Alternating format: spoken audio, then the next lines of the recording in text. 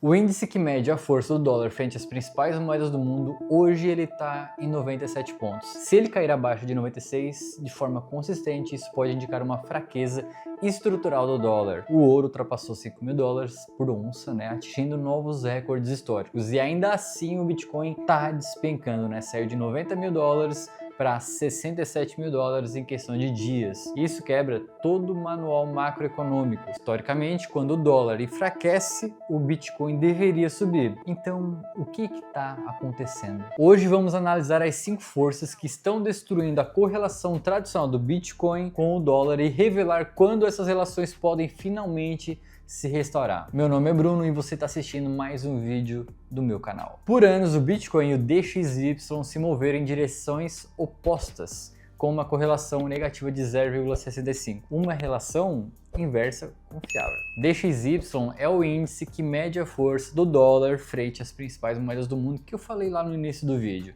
E quando o índice do dólar atingiu 114 pontos no quarto trimestre de 2022, durante o aperto monetário do Fed, o Bitcoin caiu de $47.000 para $16.000. Quando o DXY recuou em 2023, o Bitcoin ultrapassou os $40.000. A lógica era simples: dólar fraco significa Bitcoin forte. Mas desde meados de 2024 essa relação falhou completamente, foi por água abaixo. O dólar caiu cerca de 1,5 em janeiro de 2026, ficando abaixo de 97, nível que não visto desde 2022, desde fevereiro de 2022. Na verdade está fazendo o oposto, tá caindo igual um aviãozinho, de $90.000 para os níveis atuais, abaixo de 70 mil, talvez até menos, no momento que tu tá vendo esse vídeo. E isso não é coincidência, o coeficiente de correlação de 90 dias, historicamente estava em menos 0,70, ficou positivo. O Bitcoin agora ele está se movendo junto com as ações de tecnologia e não contra o dólar. A correlação de 30 dias entre Bitcoin e a Nasdaq atingiu 0,80, o nível mais alto em quase 4 anos. Ou seja, o Bitcoin deixou de ser visto como dinheiro digital e passou a ser tratado como um ativo tecnológico de risco. Isso cria uma tese de investimento completamente diferente. Agora aqui está o ponto que a maioria dos investidores estão ignorando. Um dólar fraco não significa automaticamente mais dinheiro no sistema. Em termos simples, tem uma enorme diferença entre fraqueza do dólar e a expansão real de liquidez. O mercado do euro-dólar, depósitos offshores dominados em dólar, controla a liquidez global, além do alcance do Fed. Esse mercado é estimado em 16 trilhões de dólares, mais que o dobro do que era em 2008. Quando o DXY cai por causa da intervenção do iene ou reequilíbrio cambial, e não por afrouxamento do Fed, a liquidez real não aumenta. É uma miragem de liquidez. Michael Oyle, fundador do Cross Border Capital, pesquisa esse fenômeno com o seu índice de liquidez global. De acordo com os seus dados, a liquidez global atingiu um pico em 2025 próximo de 187 trilhões de dólares. Mas aqui está o ponto crucial. O crescimento da liquidez perdeu força. O modelo de Oyle sugere que o ciclo de liquidez está chegando ao seu pico entre o primeiro e o segundo trimestre de 2026, provavelmente em março. Depois disso, ele espera uma desaceleração, à medida que a enorme parede de refinanciamento da dívida começa a drenar capital. Então, mesmo que o dólar esteja fraco, as condições de liquidez estão apertando. Isso explica por que o Bitcoin não está reagindo. Não tem dinheiro novo fluindo para os ativos de risco. O Banco Central dos Estados Unidos parou de retirar dinheiro da economia em dezembro de 2025 e começou a comprar 40 bilhões de dólares por mês em treasuries. Mas isso apenas mantém a liquidez, não expande ela. Enquanto isso, o sistema eurodólar cria e destrói por meio de expansão e contração dos balanços bancários, processos completamente independentes do simples enfraquecimento do dólar. E é por isso que a fraqueza do dólar sozinha não é suficiente. Os mercados estão negociando o Bitcoin como um ativo de risco, não como o ouro digital. E as evidências são claras. Quando a incerteza aumenta, guerras comerciais, tensões geopolíticas, ameaças de tarifa por parte do Trump, os investidores correm para ativos tradicionais de proteção. Os ETFs de ouro registraram um fluxo recorde em 2025, com 89 bilhões de dólares globalmente, o ano mais forte da história. Os bancos centrais adicionaram 863 toneladas de ouro em 2025, incluindo 220 toneladas apenas no terceiro trimestre. A China compra ouro todos os meses enquanto reduz a sua exposição a Treasuries dos Estados Unidos. De fato, as reservas chinesas de Treasuries caíram para 682 bilhões de dólares em novembro de 2025, o menor nível desde setembro de 2008, meus amigos, é isso mesmo. Enquanto isso, as reservas de ouro da China aumentaram para 2.300 toneladas, avaliadas em mais de 310 bilhões de dólares. E o Bitcoin? Está sendo vendido junto com as ações de tecnologia. Durante as recentes tensões geopolíticas, o Bitcoin caiu 6,6%, enquanto o ouro subiu 8,2%. A relação BTC-ouro caiu 17,6% no início de 2026, chegando recentemente a 15,5%, o menor nível da história recente. Para comparação, olha só, o ouro subiu em 2025 65%, enquanto o Bitcoin caiu 6%. Isso inverte completamente a narrativa do ouro digital. E se você acompanha o canal, sabe que isso cria um enorme custo de oportunidade para quem está posicionado em Bitcoin. E se você está tentando navegar esses ciclos macroeconômicos complexos, precisa acompanhar mais do que apenas o preço. Por isso eu tenho a minha mentoria ao vivo, eu e você, para eu te ajudar. É só me mandar um direct lá no meu Instagram, o Bruno Cripto, e dizer que veio através do YouTube. Agora é aqui que as coisas ficam realmente interessantes. A queda de liquidez real não envolve apenas política do Fed ou eurodólares. Estamos diante do maior evento de refinanciamento de dívida da história moderna. Tem entre 9 a 10 trilhões de dólares em dívida do governo americano vencendo em 2026, esse ano. Cerca de um terço de toda a dívida em circulação.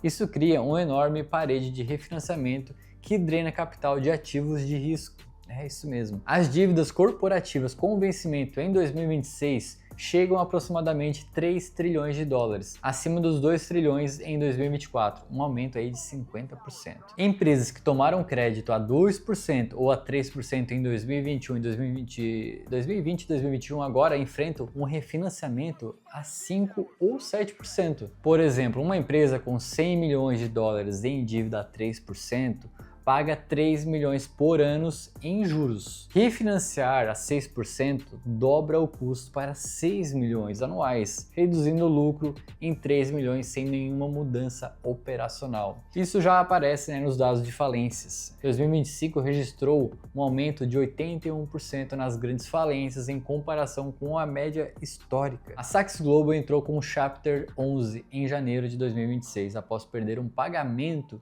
de 100 milhões de dólares. A empresa havia acumulado 2,7 bilhões em dívida para refinanciar a sua expansão, dívida que simplesmente não conseguiu refinanciar. Enquanto isso, o setor imobiliário comercial enfrenta mais de 1,5 trilhões de dólares em vencimentos até 2026 e 2027. Empréstimos CMBS do setor de escritórios totalizando 21,3 bilhões de dólares. Ainda esse ano em 2026. E isso não é teórico, está acontecendo agora.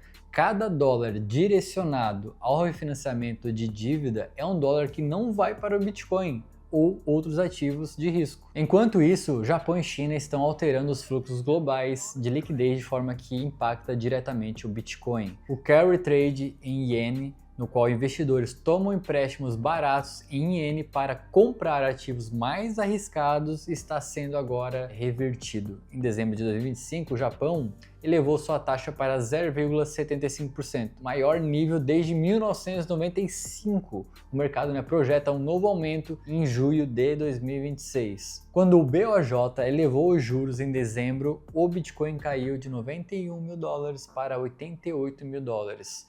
em 2 horas, queda de 2,8%, né, acelerada por liquidações alavancadas. O tamanho do mercado de carry trade, né, em iene é estimado entre 261 e 500 bilhões de dólares. Quando ele se contrai, gera chamadas de margem exprimidas, né? O Bitcoin é vendido junto com todo o resto. Autoridades japonesas alertam contra movimentos excessivos na moeda e ameaçam intervenção. Na faixa de 158 e 160 no USDJPY, entramos em território de intervenção, né, onde o BOJ, já vendeu cerca de 100 bilhões de dólares no verão de 2024. Né? E os movimentos da China também são relevantes, muito importante. A China reduziu suas reservas de treasuries, né, por 9 meses consecutivos, levando-as ao menor nível desde 2008. Isso representa a queda de mais de 47% desde o pico de 1,2 trilhão em 2013. E para onde está indo todo esse capital? O Banco Central da China anunciou compras de ouro por 14 meses consecutivos, né, que foi até dezembro de 2025. E esses não são movimentos aleatórios, são decisões estratégicas da segunda maior economia do mundo. E essas mudanças, elas drenam liquidez em dólar que antes fluía para criptomoedas, criando um movimento global de capital para fora de ativos de risco. Então, quando a correlação pode voltar? Tem 4 níveis importantes para a gente observar. Primeiro, corte de juros do Fed abaixo de 3%. As taxas atuais estão entre 3,5% e 3,75%. Né? O mercado projeta 2 cortes em 2026, possivelmente em junho e outubro, mas o nível crítico é abaixo de 3%. Segundo, retomada de expansão de liquidez global após a crise de refinanciamento de 2026. Se os bancos centrais reagirem de forma mais agressiva,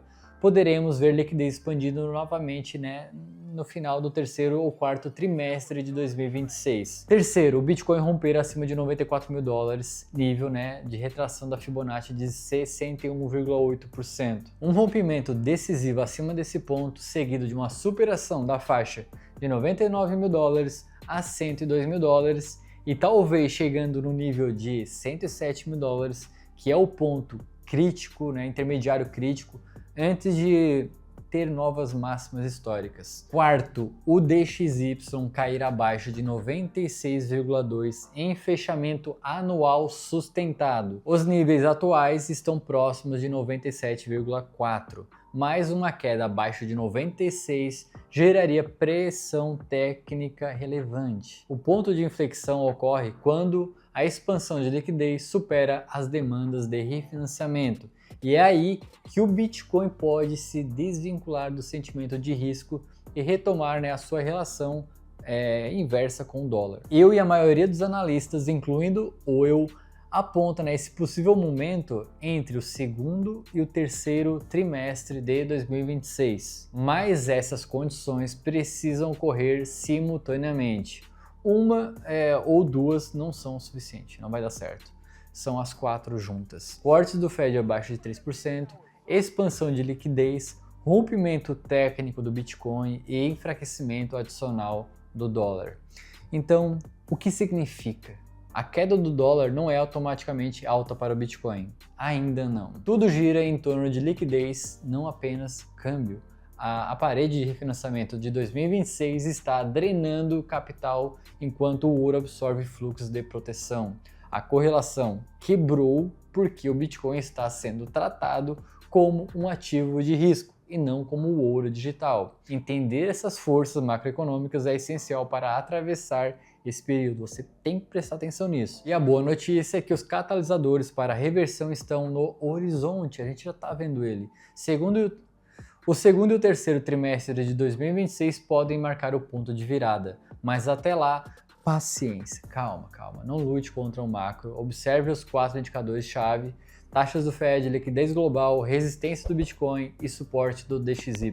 E lembre-se, às vezes o melhor trade, o melhor deles é não operar. A oportunidade ela vai surgir quando a liquidez melhorar. Agora eu quero saber de você, você está migrando para o ouro ou usando essa queda para acumular mais sats, né, mais satoshis? Você acha que o Bitcoin retomará a narrativa de ouro digital ou se tornou permanentemente um ativo de risco? Deixa aqui nos comentários que eu quero ver toda a opinião de vocês e eu vou ler um por um. Muito obrigado por assistir e nos vemos em breve.